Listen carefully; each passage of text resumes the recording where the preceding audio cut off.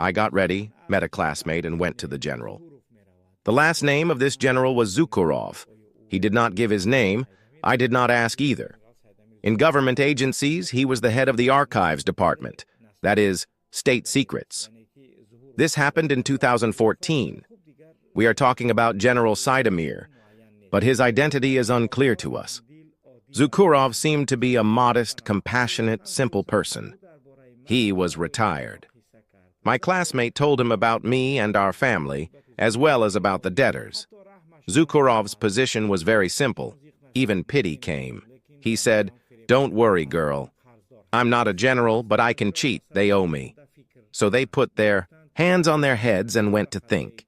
They said, "Who should I call to sort out your case?" Then someone remembered and quickly picked up the phone, talked to the person, hung up and told me, "Tomorrow at 9 you will go to the Ministry of Internal Affairs to police Colonel Nazarzoda Kudratullo.